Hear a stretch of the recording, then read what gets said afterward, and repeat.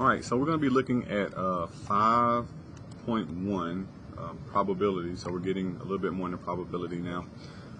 We have 5 objectives: understand the random process, law of large numbers, apply the rules of probability, compute and interpret probability using the empirical method, compute probability using the classical method, and then recognize and interpret subjective probabilities. So this is a great read. I do recommend you read and try to understand this law of large numbers. So basically they start out saying that random means it's unpredictable. We don't know what's going to happen, and then we can do things to simulate a random event, which I'll do that in just a moment. So here's one where they do flipping a coin, so flipping heads versus flipping tails, and we got the proportion of heads compared to tails.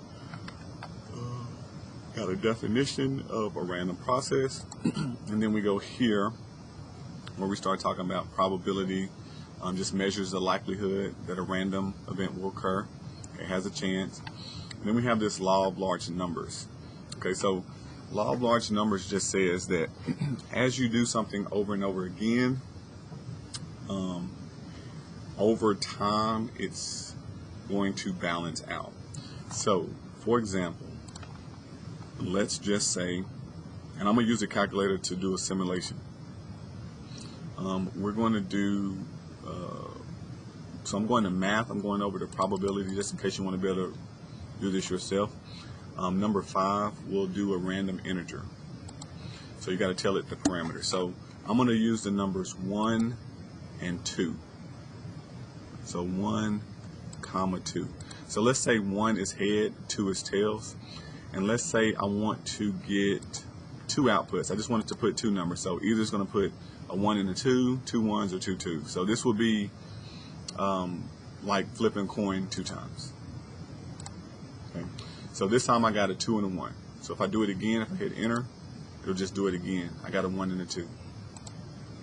Okay, so both times I keep getting 1 and a 2. So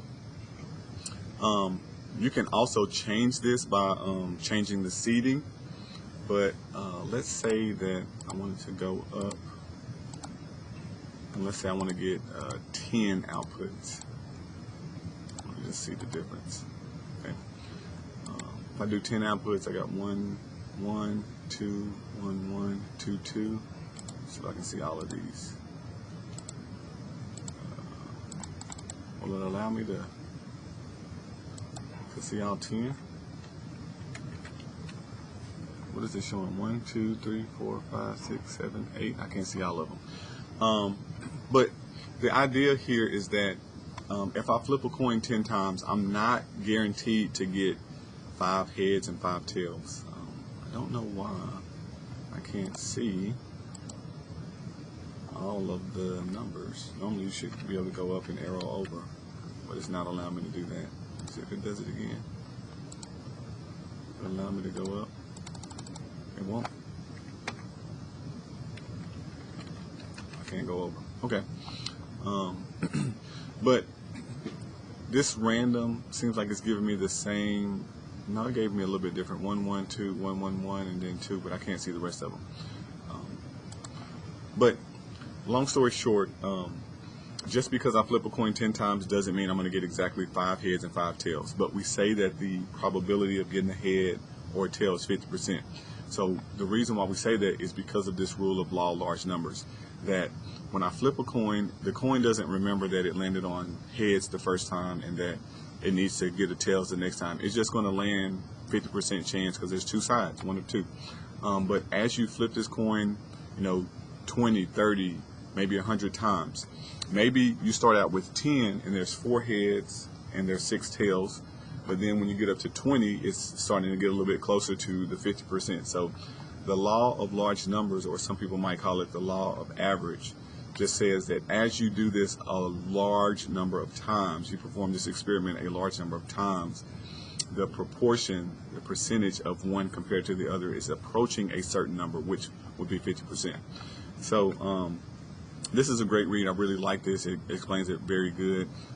It says a family's having a kid and says maybe they had 4 boys, and now she says, okay, I'm due to have a girl.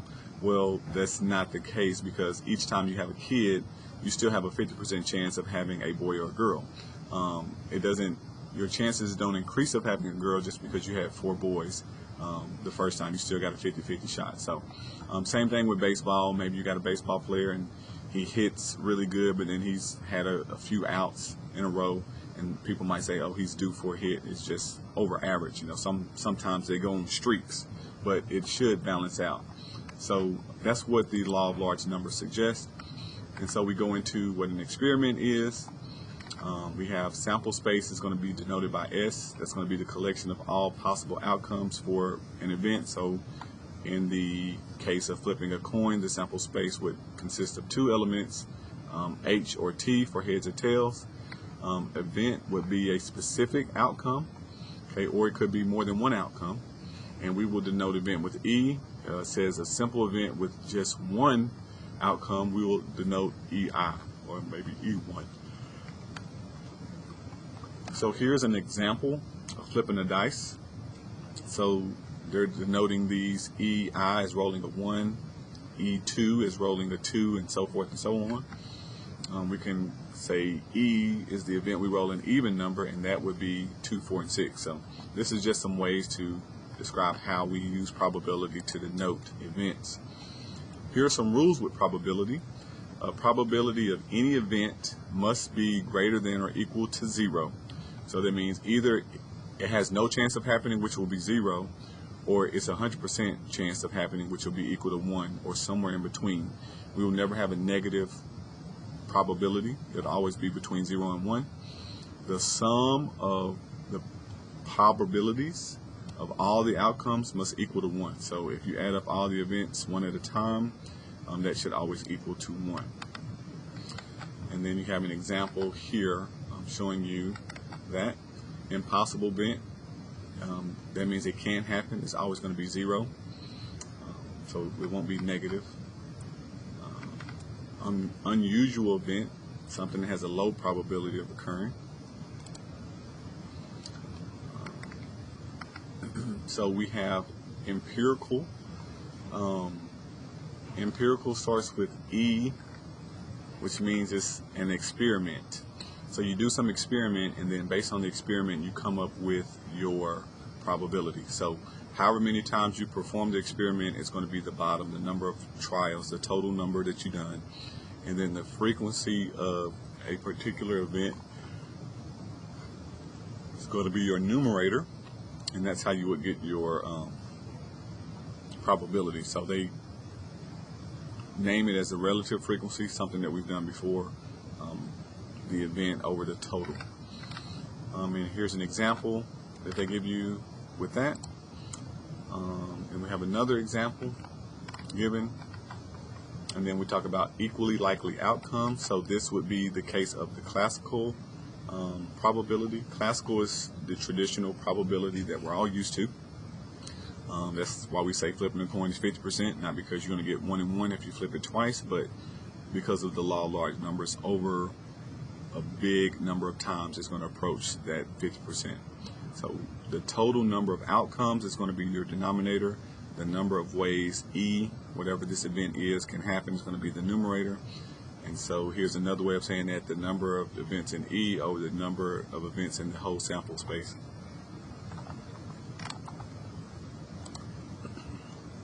Here's an example of that, equally likely outcomes. Roll a pair of dice. There's 36 outcomes. You can see those: 1, 1, 1, 2, 1, 3, 1, 4. So you got the first dice and second dice. 36 outcomes. And then you got some examples showing you finding the probability that E, we roll a 7. So if you look at a 7, that would be a 6 and a 1. So if you go down the diagonal, they just kind of add up to be 7. There's 6 and a 1 on the first dice, a 5, 2, 4, 3. You could do a 3, 4, a 2, 5, and a 1, 6. So they're reversed because you got 2 dice. So there's 6 ways to get a total of a 7. 6 out of the 36 gives you 1 out of 6. So here's an example of that. Classical. And then here's another example of computing equally likely outcomes. And then we got some examples of comparing classical and empirical. So got a good read over there. Here is one way to show a sample space by doing a tree diagram. This is for a family that had 3 kids. B for boy, G for girl. So it says the first kid, you could have a boy or a girl. So if you have a boy, the second child can still be a boy or a girl. Same thing if you had a girl first, you can still have a boy or a girl. And if you just trace these lines, so first child, second child, third child, this was a boy, a boy, a boy, you get 3 boys. So if you did a boy first, and then you get to the third child and you drop down to a girl, you got BBG. So you got 1, 2, 3, 4, 5, 6, 7, 8 different combinations of kids where you could have boy or girl, and the order matters. So the first kid is a boy, he's going to be the oldest. Down here, the first kid was a girl, so she would be the oldest. So you got 2 cases where you have 2 boys and a girl. Well, you got more than that. You got 3. 1, 2, 3. So the girl could be the youngest, the girl could be in the middle, or the girl could be the oldest, and then you have the 2 boys. So here are your 8 outcomes with using tree diagram. And here's an example of some questions they might ask you and how to answer those. And then subjective probability is the last one we'll talk about. Is just a guess, just an educated guess. So they kind of talk about the weather forecast is a subjective probability. Like, we don't know that it's going to rain. They just give you a chance of rain based on patterns in history. So a weather forecast, a news person giving a guess is going to be much better than me, who knows nothing about meteorology. So the guess is only as good as the person giving the guess. So that's what it's saying. Subjective probability and outcome obtained on the basis of personal judgment. Okay. And so that will be it. So spend about 12 minutes talking. So now let's jump over to my math lab and do some examples.